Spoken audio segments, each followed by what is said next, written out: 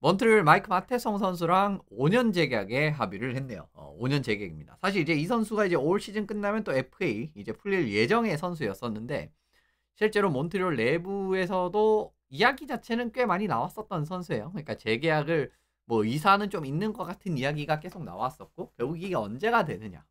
그죠? 이제 그런 부분들이 관건이 되는 그림이었었는데 그러니까 이제 그냥 내보내지 않는 쪽으로 뭔가 좀 기우는 그런 이제 기운이 계속 감돌긴 했었습니다. 이제 그 과정에서 5년 계약이 이제 나왔기 때문에 앞으로 이제 5시즌 반이죠. 지금 이제 올 시즌 포함을 하면 그렇게 이제 장기적으로 남게 되는 그런 부분이다라고 바라보시면 좋을 것 같네요. 앞서 이제 언급드린 대로 5년 재계약이고요. 계속 이제 재계약 같은 부분이 이어가고 있습니다.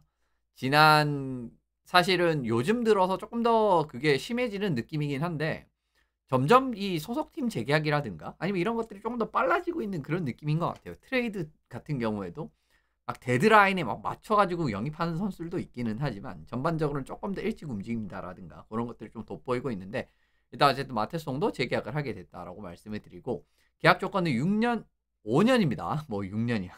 5년 600만 달러죠. 5년 600만 달러에 3천만 달러 수준이기 때문에 그죠. 뭐 괜찮은 규모입니다. 괜찮은 규모죠. 괜찮은 규모라고 말씀을 드리고 계약 조건은 이제 첫 3시즌 동안에는 그 이동 거부권이 있고요. 그리고 이제 네 번째 시즌에는 14팀을 정해서 이제 거부할 수 있는 권한, 그리고 마지막 연도에는 5팀을 정해서 거부할 수 있는 권한이다라고 말씀을 드립니다. 일단 몬트리올 일단 재계약을 한 이유를 좀 생각을 해보면은 기존 조합을 좀 유지할 수 있다라는 그런 장점. 왜냐면 이제 어떻게 보면 작년에도 성적이 좀 나왔고 올해도 지금 성적이 나쁘지 않잖아요. 물론 이제 정말 극 초반에 비해서는 살짝 떨어지긴 했는데 그래도 올해도 아직 나쁘지 않은 그런 상황 아니겠습니까? 이제 그런 과정에서 뭐 수비진도 큰 문제가 없다라고 생각을 하고 있는 것 같아요. 실제로 애널리틱적으로 살펴보시면은 팀 수비라든가 이런 것들이 크게 나쁘지가 않습니다. 몬트리올이. 근데 왜 이렇게 실점이 많이 당하는 느낌이죠? 라고 하면 그건 조금 다른 영역의 이야기이긴 한데 일단 어쨌든 기존 조합이 별 문제 없다라고 판단을 하고 있는 것 같아요. 몬트리올 구단 입장에서는. 마테송 선수는 기본적으로 퍼군반 그리고 확실한 공격 기여. 이 선수 뭐 공격적으로 할 수 있는 부분이 참 많은 선수죠. 뭐 슈팅 능력도 상당히 강력하고 그리고 퍼군반 같은 부분에는 뭐 데뷔할 때부터 강점이 있었던 선수고 그 다음에 이제 배급 능력이라든가 이런 부분도 상당히 돋보이는 투웨이 수비수 전체적으로는. 왜냐하면 이 선수가 기본적으로 영리한 수비라든가 객 컨트롤이라든가 이런 스틱 체크라든가 이런 능력은 괜찮은 편이거든요. 하지만 이 선수도 역시나 좀 치명적인 실책이 잦은 유형의 선수입니다. 제가 이제 제 후토크라든가 이런 데 좀 자주 등판하는 선수가 가령 캘거리 위거라든가 이런 선수들이 이제 제가 좀 자주 등판하는 과정에서 정말 중요한 상황에서 이 선수들을 기용하고 싶지 않습니다라고 자주 말씀을 드리거든요. 근데 사실 마테송도 그 영역에 크게 벗어나는 선수는 아니에요. dob슨도 마찬가지고. 그래서 이제 그런 부분이긴 있지만 그래도 전반적으로 바라봤을 때는 공수 양면에서 어느 정도 이상을 해줄 수 있는, 그리고 이제 정말 두루두루 이 선수가 툴도 많고 할 수 있는 영역도 많기 때문에 여러 영역에서도 기용이 가능하다라는 그런 부분이 아무래도 뭐 그동안 각광받은 이유고 몬트리올도 지금 그런 느낌으로 많이 쓰고 있어요. 포인트 일단 뽑아내는 부분에서도 보시면은 올해 지금까지 첫 24경기에서 15포인트를 뽑아내고 있는데 최근 이게 이제 그 마테송 선수의 커리어에서 첫 24경기 포인트 가장 많은 포인트 순으로 5시즌을 한 거거든요. 근데 보시면은 최근 시즌들이 굉장히 많이 포함이 돼 있죠. 그죠? 그러니까 이제 올해 25, 26 시즌, 지난 시즌, 지지난 시즌이죠. 지지난 시즌에는 보시면은 지지난 시즌인가? 아무튼 22, 23, 24, 25, 25, 26 보시면 다 15포인트씩 뽑았고요. 그리고 이제 지지난 시즌 23, 24 시즌 같은 경우 18포인트 최고의 출발이었었죠. 이제 이런 그림이 나온 거 보시더라도 굉장히 꾸준하게 공격적으로 성과를 내고 있다. 그것도 비교적 최근에 이제 그런 부분 확실하게 확인을 하실 수가 있는 부분이에요. 뭐 당장 이제 뭐 수비수가 24경기에서 15포인트라고 하면 절대 적은 수치가 아니다라고 한 번 더 말씀을 드리고요. 그리고 최근 3시즌 마테송 선수의 주요 출전 조합을 살펴보시면 마테송 걸리 449분 출전해서 팀 내 1위였었고, 그리고 이제 지난 시즌 같은 경우는 마테송 허슨 이렇게 나왔다가 그리고 마테송 카리에 이제 이렇게도 나왔었죠. 그게 이제 481분, 479분 해가지고 2등, 3등입니다. 작년 이제 전체 조합 중에 2등, 3등이었어요. 그리고 올해 같은 경우에는 이제 dob슨이랑 자주 조합을 맞추는데 345분 이거 1등입니다. 이제 이런 과정이 있기 때문에 지금 보시면 이제 항상 1등, 2등, 3등 그런 느낌으로 가고 있죠. 지금 몬트리올 합류한 이후에 전체적인 수비 조합 같은 부분 요거 확인을 해 보실 수 있고 여기서 또 눈썰미가 빠르신 분들은 바로 눈치를 채셨겠지만 이거 뒷내용이 나와 가지고 밑에 이거는 오타입니다. 팀 내 주요 선수들과 모두 호흡을 맞춰 봤죠. 굉장히 오랫동안. 그죠? 걸리, 허슨, 카리에, dob슨. 어떻게 보면 지금 수비진에서도 굉장히 핵심적인 역할을 하는 선수들이잖아요. 근데 요 선수들이랑 모두 꽤 오랜 시간 동안 최근 3시즌 동안 맞춰봤다라는 겁니다. 이거는 뭘 의미하냐라고 하면은 만약에 지금 이제 dob슨이랑 올해는 굉장히 많이 조합으로 돌아가고 있지만 상황에 따라서 요 조합이 또 이제 크게 부진한다라든가 어떻게 보면 좀 경기력이 크게 부진하는 느낌이 나오게 된다라고 하면은 다른 조합을 선택을 해도 굉장히 무난한 결과값이 나올 수 있다라는 걸 의미하는 거예요. 실제로 작년에도 이제 마태성 허슨 조합 같은 경우에는 거의 1단위로 많이 이제 기용이 됐었죠. 그런 부분들이라든가 여러 가지 확인을 해보신다라고 하면 이 부분 말씀을 드리면 좋을 것 같고요. 몬트리올 최근에 탑4 수비수 잔여 계약이 어쨌든 상당히 좋은 편입니다. 그죠? 뭐 그렇게 크게 오버페이를 하지 않고 사실 dob슨 같은 경우에는 조금 더 비싸게 줬지만은 이것도 뭐 최근 기준에서는 그렇게 비싸게 준 게 아니죠. 그리고 허슨 선수는 두말할 필요가 없고 그리고 마테송이랑 걸리가 같은 시기에 끝납니다. 계약이 2031년까지. 게다가 계약 규모도 거의 비슷한 그림이기 때문에 어쨌든 이제 전체적으로 이제 계약 관리라는 부분이라든가 뭐 오버페이 이런 거는 이제 크게 걱정을 계속 안 하는 그림으로 나오고 있는 것 같아요. 또 하나 더 말씀드리고 싶은 거는 이 선수들이 어쨌든 최소 2031년까지 뭐 조합을 유지할 가능성이 크겠죠. 물론 이제 뭐 마테송은 트레이드 될 가능성이 뭐 나이가 이제 많아지니까 30대 후반까지 들어가니까 2031년쯤 되면은 그때 되면 좀 바뀔 수 있지만 어쨌든 지금은 굉장히 오랫동안 요 탑4를 유지할 수 있다라는 걸 말씀을 드려보겠습니다. 마테송 선수가 최근 3시즌 타이머 나이스를 살펴보셔도 팀 내 1위, 그죠? 전체 타이머 나이스 팀 내 1위였고 이븐 스트렝스 팀 내 2위, 파워플레이도 8위입니다. 근데 파워플레이 8위인 거 별로 안 좋아 보이잖아요. 근데 별로 안 좋은 게 아닌 게 기본적으로 파워플레이는 공격수들이 4명 출장하기 때문에 공격수들이 많이 이제 시간을 가져가거든요. 최상위권에. 그리고 난 다음에 이제 파워플레이 1라인에는 어쨌든 허슨이 요즘 들어오지 않습니까? 그거 고려하면은 사실 나쁘지 않죠. 8위라는 숫자가. 그 부분 말씀을 드리고요. 그리고 이제 쇼트핸디드 상황에서도 3분 20초 투입되면서 리그 1위였습니다. 최근 3시즌 누적했습니다. 몬트리올 누적 결과입니다. 이제 그 부분 말씀을 드리면서 얼마나 이제 이 아까 말씀드린 툴적으로 유용한 선수인가라는 부분을 여기서 확인을 하실 수가 있죠. 그리고 측정치도 상당히 괜찮습니다. 보시면 슈팅 최고 속도. 아무래도 이제 수비수에서 또 굉장히 중요한 거는 아주 강력한 슬랩샷을 정말 이제 초월적으로 정확할 필요는 없는데 그래도 기본적으로 이제 굉장히 강력한 슬랩샷을 배급을 해줄 수 있는 능력이 있으면 참 그게 좋기는 하거든요. 그 과정에서 152.47km 나오면서 상위 13% 나쁘지 않죠. 그리고 스케이팅 최고 스피드 36km로 상당히 빠른 편이고요. 그리고 가속 같은 경우에도 올해 32번 실시하면서 상위 6%. 전체적으로 굉장히 이제 이런 수비수들 스케이팅 스피드라든가 가속 같은 경우에는 터군반 능력이라든가 이런 부분에서도 원래 수비할 때도 연관이 되지만 많이 도움이 되는 그런 이제 지표 중에 하나입니다. 그래서 이제 이 부분에서도 상당히 이런 측정치를 확인을 하실 수가 있는 부분이죠.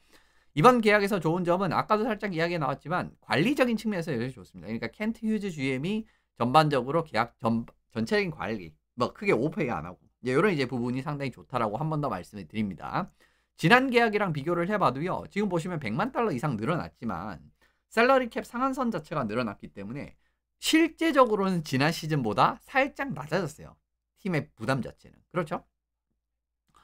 그러니까 이제 처음 이 마테송 선수가 478만 달러 정도 이제 거의 한 500만 달러 수준의 계약을 했을 때는 셀러리 캡 전체의 6% 정도 차지를 했었거든요. 근데 내년부터는 5.8%입니다. 그렇죠. 이제 이런 과정에서도 지난해보다 금액 자체는 늘어났지만 실제 팀이 부담이 들어가는 부분은 적어졌다라고도 볼 수 있는 부분이죠. 이 부분에서 또 잘했다라는 부분이고요. 참고로 올해 이제 올 시즌에 최근에 이제 가장 최근에 28살 이상 수비수 주요 계약자들을 살펴보시면은 뭐 에클롬 선수가 400만 달러. 이건 조금 이제 이 소위 통계에서 말하는 좀 아웃라이어 같은 느낌으로 바라보셔야 됩니다. 왜냐하면 이제 이 맥데이비드가 초월적인 페이컷을 해버렸기 때문에 그런 과정에서 에컬럼이 나는 한 800은 받아야겠는데요. 이럴 수 없잖아요, 그죠? 이제 그런 부분이 있기 때문에 아무래도 요거는 이제 조금은 예외 상황으로 내야 되는 부분이고요. 월먼 선수도 700만이었고 미콜라가 500만 그리고 이제 캠 파울러가 610만이었단 말이에요. 그러니까 파울러랑 좀 비슷한 느낌이잖아요. 월먼보다도 좀 적은 분이고. 근데 지금 마테송의 경기력이라든가 몬트리올에서의 그런 여러 가지 영역적인 부분이라든가 하면은 사실은 월먼 그 이상으로 받아도 전혀 이상한 상황은 아닙니다. 그렇죠. 근데 이제 오히려 더 적은 금액을 받았기 때문에 그런 부분은 상당히 좋았다라고 말씀을 드리는 부분이고요. 조금 걱정되는 게 아까 이제 마태송 dob슨 라인 말씀을 드렸잖아요. 그러니까 마태송 dob슨이 올해 이제 가장 많은 조합이 몬트리올에서 출전이 되고 있고 하는 그림이 있는데 지금 보시면은 득실은 좋아요. 그러니까 이제 20골 득점하면서 14실점을 했기 때문에 득실은 플러스 6이 나오면서 좋거든요. 근데 SAT 퍼센티지 요게 이제 이 선수 두 명이 올라왔을 때 얼마나 유효 슈팅이 아니지, 그죠? 전체 슈팅을 우리가 하는 거 대비 이제 뭐라고 해야 되죠? 허용하는 거. 그래서 이게 이제 50% 넘어가면은 요 두 선수가 올라왔을 때 우리가 이제 슈팅 시도를 더 많이 한다라고 이해하시면 좋고요. 근데 요게 이제 50% 미만이다라는 거는 많이 두드려 맞는다는 겁니다. 많이 슈팅을 허용을 한다라는 거거든요. 그 과정에서도 별로 좋지 않았고, 그리고 이제 기대 득실값 같은 경우에는 마이너스가 나왔어요. 이것도. 네. 요런 과정이 있기 때문에 요건 좀 지켜봐야 된다라는 겁니다. 물론 이제 요 수치가 나와서 수비를 그냥 아주 절망적으로 못하냐는 겁니까? 라고 하면은 그게 절대적으로 비례하진 않아요. 하지만 어느 정도는 우리가 살펴볼 수 있는 부분이 있는 거거든요. 그래서 이렇게 좀 극단적으로 나왔다라는 거는 요거는 앞으로 이제 좀 지켜볼 필요가 있다. 근데 이제 막상 살펴보시면은 아까도 제가 서두에 말씀드렸지만 몬트리올이 뭐 고위험 지역 슈팅 허용이라든가 이런 거는 그렇게 나쁘지가 않아요. 리그 전체에서. 그러니까 어떤 의미로 바라보면은 골텐딩 문제라고도 바라볼 수가 있는데 어떤 의미로 바라보면은 수비가 아까 말씀드린 뭐 dob슨이라든가 마테송이라든가 이런 선수들이 좀 치명적인 미스가 많이 나오면서 부담이 되는 상황이 뜨문뜨문 나오는데 그 과정에서 골리가 실수를 하고, 근데 이제 그런 식으로 골리한테 부담을 지워주는 거는 이건 또 팀 디펜스가 마냥 좋다라고 할 수는 없는 거잖아요. 아까 말씀드렸던 대로 그냥 뭐 고위험 지역 이런 숫자가 그냥 적다라고 해서 그런 거거든요. 그래서 어쨌든 이제 이 부분에서 좀 지켜볼 필요가 있다라고 말씀을 드리고, 또 하나 걱정되는 거, 이거 괜찮은 점이라고 했는데 이것도 또 오타입니다. 또 하나 걱정되는 거는 좀 탑4가 너무 공격적으로 구성이 되는 게 아닌가. 그러니까 이제 공격적으로는 상당히 이제 아무 걱정을 안 해도 되는 수준. 그러니까 예를 들면 퍼군반이라든가 지역 전개라든가 아니면은 뭐 슈팅의 배급이라든가 플레이메이킹이라든가 이런 부분은 지금 탑4에서는 저는 전혀 걱정을 할 필요가 없어 보이거든요. 그러니까 결국 이제 마테송 dob슨 컷슨 걸리잖아요. 이렇게 4명인데. 근데 결국 문제점이 되는 부분은 뭐냐면 탑4 수준에서 피지컬 대응 능력이 여전히 좀 떨어집니다. 제가 봤을 때 요 톱4는. 물론 이제 뭐 하브라인의 카리에라든가 이런 선수들이 있긴 하지만 카리에조차 지난 시즌에 많이 기억하시죠? 정말 톰 윌슨 같은 선수들의 그런 거친 플레이에 좀 제대로 대응이 안 되는 그림이었잖아요. 그죠? 카리에 같은 선수들. 그 제카이를 믿기에는 제카이는 사실 전반적인 기량이 그렇게 높은 선수가 아니고. 그렇지 않습니까? 그런 과정이기 때문에 사실 탑4 수준, 결국 이제 굉장히 많이 기용이 되는 탑4 수준도 어느 정도 이상의 피지컬 대응 능력은 필요해요. 이게 이제 또 받아들이셔야 되는 뭐 좀 주의해야 될 게 뭐냐면 피지컬이 안 좋다라는 게 아니에요. 지금 제가 말씀드리고 싶은 건. dob슨이랑 마테송이 피지컬이 그렇게 나쁜 선수는 아니거든요. 하지만 피지컬 관여도가 그렇게 높은 선수는 아니에요. 그리고 이제 그러한 플레이에 능한 선수들도 아니고요. 그런 과정이 있기 때문에 결국 이제 플레이오프에서는 결국 이제 이러한 탑4가 중요 무대에서는 좀 변수가 될 수 있다고 봅니다. 예. 왜냐하면 이게 결국은 지금 탑4를 아까 이제 중간에도 말씀드린 대로 지금 탑4를 적어도 2031년까지 그냥 갈 가능성이 지금 생긴 상황이잖아요. 그렇기 때문에 이 말씀을 더 드리는 거예요. 한 번 더. 그러니까 앞으로도 계속, 근데 하필이면 디비전에는 플로리다 같은 이런 운영의 끝판왕에 가까운 팀이 있고요. 그리고 토론토 같은 팀들도 지금 보시면은 올해 좀 부진하긴 하지만 베루비 감독이 들어오면서 피지컬 플레이 같은 부분이라든가 직선적인 플레이 이런 것들을 굉장히 강조하고 있잖아요. 그런 식으로 물릴 수가 있다는 거예요. 디비전 상대 내에서도. 그래서 이제 이 부분은 좀 중요한 저는 변수가 앞으로도 될 수 있다라고 보고 있고요. 그리고 또 하나 말씀드리면은 그 아까 이제 좀 치명적인 미스가 많다 이런 느낌으로 말씀을 드렸잖아요. 그러니까 마테송이 그런 경향성이 최근 들어서 조금 더 심해졌고요. 게다가 dob슨도 이런 약점을 가지고 있습니다. 제가 옛날에 dob슨 영입했을 때도 이런 말씀을 드렸었죠. 그러니까 dob슨도 정말 수비 상황에서 이렇게 좀 헤매다가 실점을 한다라든가 정말 제가 왜 저러냐라는 느낌으로서 이 실점을 하는 그런 케이스들이 많거든요. 근데 마테송도 비슷한 약점을 가지고 있다는 거예요. 두 명이 같은 조합이죠. 그리고 두 명이 1라인으로 나오죠. 이런 부분들은 사실은 좀 문제가 될 수 있어요. 이제 상황이 중요하면 중요한 국면으로 더 들어가면 갈수록 플레이오프라든가 이런 무대에서 그 부분의 변수로 말씀을 드리게 되는 부분이고요. 그리고 몬트리올이 이번에 계약을 하면서 내년 시즌 캡 사용량 지금 전체 1위입니다. 그러니까 다음 시즌 이제 포지션별로 이제 이렇게 캡을 살펴봤을 때 지금 이제 제 캠 때문에 가려졌는데 3,596만 달러, 약 3,600만 달러를 수비진에 부으면서 이게 전체 1위예요. 2위가 뉴저지고 3,500만. 그리고 베이거스, 버펄러, 에드먼턴은 비슷하죠. 한 3,300만 수준인데 보시면은 그러니까 수비에 일단 돈도 많이 쓰고 있고, 그렇죠. 그리고 수비진을 뭔가 유동적으로 끌고 갈 수 있어요. 물론 이제 많은, 그러니까 선수 한 명한테 진짜 오버헤이를 많이 한 건 아닌데, 근데 이게 누적이 이렇게 한 명씩 되다 보니까 어쨌든 가장 많은, 리그에서 수비진에 가장 많은 돈을 쓰는 팀이 지금 시점에서, 그죠? 물론 이제 내년 되면 좀 달라질 수 있습니다. 예를 들면 정말 이제 수비 빅네임들 재계약을 하는, 그러니까 FA 선수를 뭐 재계약 그거 카운트되고 하면은 또 뭐냐 좀 늘어난 팀들이 생길 수 있겠죠. 근데 어쨌든 지금 시점에, 그러니까 내년 시즌에 수비진이 확정이 된 지금 시점에서 바라보면은 가장 수비진에 돈을 많이 쓰고 있는 팀입니다. 그거는 이제 어떻게 보면은 뭐 좀 뒤에 말씀을 드리겠지만, 일단 어쨌든 그거 말씀을 드리고요.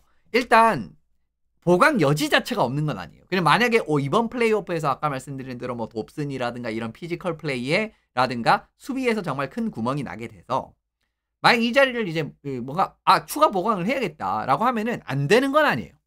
안 되는 거 아닙니다. 왜냐하면 내년 시즌 잔여 캡이 지금 시점에서 2천만 달러가 남아있기 때문에. 하지만 만약에 진짜 뭐 수비에 한 명 더 돈을 쓰잖아요. 한 700만 달러 정도. 그러면 공격 보조 자원 혹은 골리 영입 이런 거 참 어려워질 가능성이 크겠죠. 지금도 보시면은 이제 몽템보랑 도베시로는 결국 한계가 나오는 게 올해 시즌 초반부터 나오고 있잖아요. 사실은 몬트리올 경기에서는 일부 경기에서는 정말 도베시랑 몽템보가 조금만 정신을 차렸어도 이겼을 만한 경기들이 더 있었던 게 사실이거든요. 올 시즌을 이제 4분의 1 시점에서 조금 돌아보게 된다라고 하면은. 그래서 요거를 좀 생각을 해봐야 된다는 겁니다. 예, 그러니까 캡 공간이 있다라고 한들 이미 수비진에 굉장히 돈을 많이 쓰고 있는 현재 상황이고, 이런 부분을 고려해 본다라고 하면은 생각보다 수비진을 또 보강하지 않을 가능성이 크다라는 거죠. 그러니까 결국 이제 몬트리올이 앞으로의 그런 행보들이 좀 궁금하다라고 생각을 하고, 그리고 이제 제가 생각을 한 이런 약점들이 앞으로 어떤 느낌으로 좀 보강이 될 것인지, 그리고 이제 이런 부분들을 뭐 전술적으로 보완을 하든지, 그죠? 아니면 전술적으로 사실 보완할 수 있는 부분이 그렇게 크지는 않은데 뭐 정말 새로운 뭔가 그런 뭐라고 해야 될까요? 확실한 그런 걸 한번 하나 개척을 한다라든가, 뭐 전술적으로. 그게 안 되지 않는 이상은 저는 조금은 여전히 지금 탑4로는 한계는 있다라고 좀 보고는 있는 상황이기는 하거든요. 그래서 어쨌든 재계약을 했으니까 일단 그런 부분들. 지금 이거는 결국 저는 이번 계약은 좀 양론이 좀 교체할 수 있을 느낌의 그런 계약이라고 생각을 합니다. 그러니까 이제 좋다라고 저도 이제 실제로 그런 식으로 말씀드렸지만은 어쨌든 한번 결과를 한번 지켜보도록 합시다. 어쨌든 전반적으로 지금 보시면 켄트 휴즈 GM이 캡 자체는 잘 쓰고 있고 하니까 뭐 내년에 어떻게 보면 뭐 또 억지로 뭔가 또 지금 뭐 수비진 돈을 이렇게 쓰고 있는 상황에서도 굉장히 잘 융통을 해가지고 더 보강할 수 있는, 수비진을 보강할 수 있는 그런 상황이 나올 수도 있는 거잖아요. 그런 부분을 좀 생각을 해보면서 오늘은 여기서 마무리해보면 좋을 것 같습니다.